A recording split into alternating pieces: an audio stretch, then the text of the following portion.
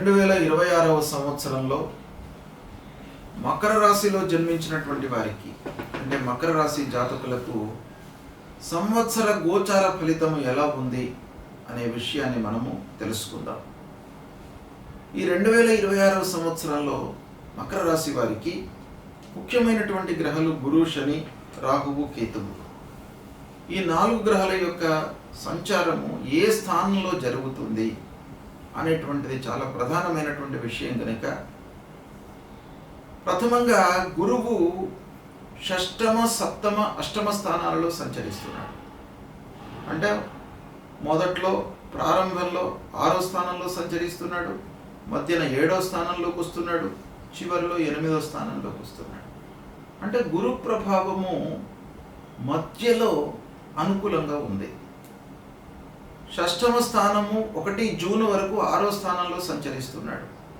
ఈ 6వ స్థానంలో సంచరించడం మూలకంగా మనకి ఎలాంటి ఫలితాలు ఉంటాయి అనే విషయాన్ని మనం చూసినట్టయితే ఈ 6వ స్థానము శత్రుస్థానము, ఆరోగ్యము, అనారోగ్యాలపైన ప్రభావాన్ని చూపించేటువంటి స్థానం, దగ్గరి బంధువులు, ఆత్మీయులు వీళ్ళందరితో కూడాను మనము ఎలా ఉండాలి అనేటువంటి ఒక మనస్తత్వాన్ని మనకు ఇచ్చేటువంటి స్థానం.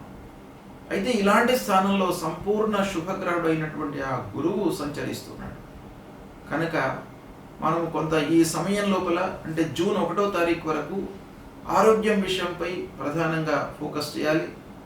శ్రమాధికమైనప్పటికీ ఉద్యోగస్తులకు ఆఫీసులో పనిభారం పెరిగినప్పటికీ, వ్యాపారస్తులకు సమయము లేకపోయినప్పటికీ ఆరోగ్యానికి ప్రథమంగా మనం ప్రాధాన్యత ఇవ్వాలి.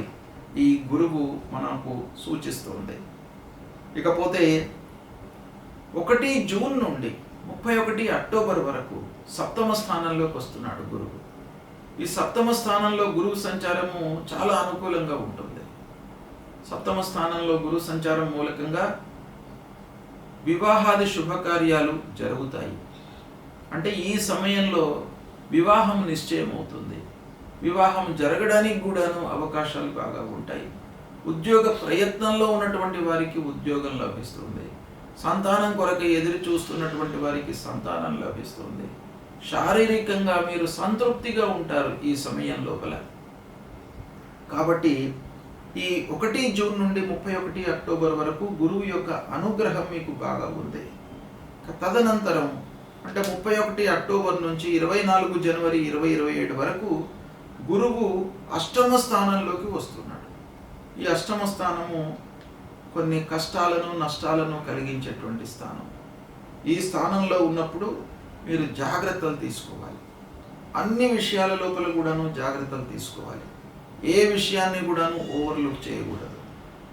మీరు ప్రయత్నపూర్వకంగా, ప్రణాళికాయుతంగా పనులు చేస్తే కొంత మీరు అధిగమించేటువంటి అవకాశాలు ఉంటాయి. నష్టాన్ని, కష్టాన్ని మీరు కళ్ళు మూసుకొని పనులు చేసినట్టయితే మట్టుకు ఈ అష్టమ స్థానంలో ఉన్నటువంటి గురు ప్రభావం మూలకంగా నష్టాల్లోకి మీరు వెళ్ళే అవకాశాలు ఉంటాయి. కాబట్టి ఈ సమయాన్ని అంటే 31 అక్టోబర్ నుండి 24 జనవరి 2027 ఈ మధ్యకాలాన్ని కొంత జాగ్రత్తగా మీరు తీసుకోవాలి. ఇక ఈ 2026వ సంవత్సరంలో మకర రాశి వారికి శని 3వ స్థానంలో సంచరిస్తున్నాడు. ఇది చాలా శుభప్రదమైనటువంటి సంచారం. రాశ్యాధిపతి శనేశ్వరుడు. అలాంటి శని గోచార రీత్యా శుభస్థానమైనటువంటి 3వ స్థానంలో సంచరిస్తున్నాడు. ఇది చాలా అనుకూలమైనటువంటి సంచారము. తద్వారా మీకు శని మూలకంగా చాలా శుభ ఫలితాలు కలుగుతాయి.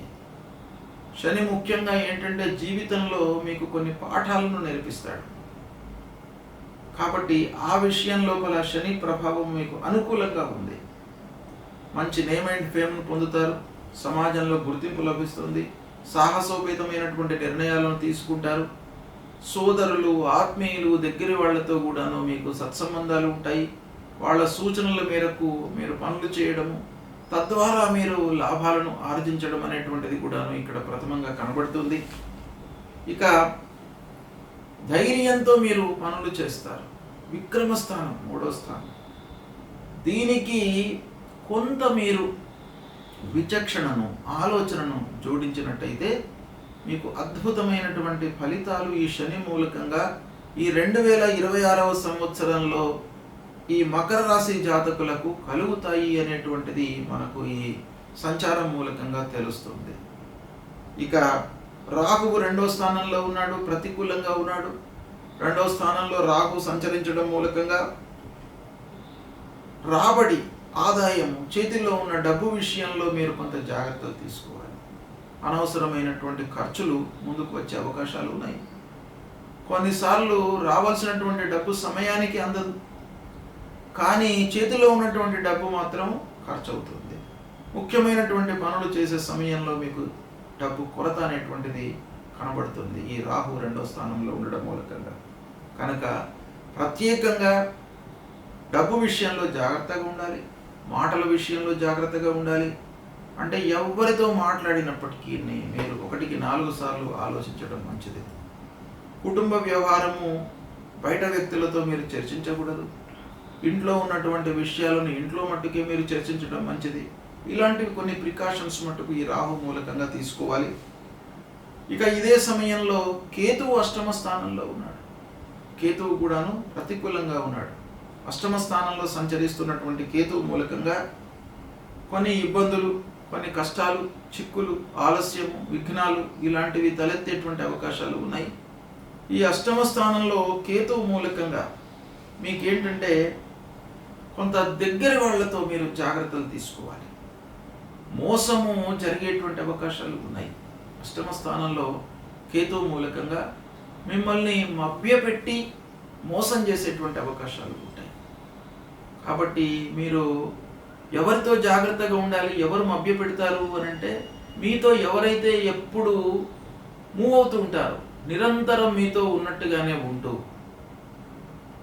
వాళ్ళు మిమ్మల్ని మిస్గైడ్ చేస్తూ మిమ్మల్ని నష్టపరిచే ఆలోచనలో ఉంటారు. కాబట్టి ఎవరైతే దగ్గరగా ఉంటారో వాళ్ళతో, ఆత్మీయులు, బంధువులు, స్నేహితులు వీళ్ళందరితో కూడాను కొంత జాగ్రత్తగా ఉండాలి అనేటువంటి విషయం ఈ కేతు 8వ స్థానంలో సంచరించడము మనకు తెలియజేస్తుంది.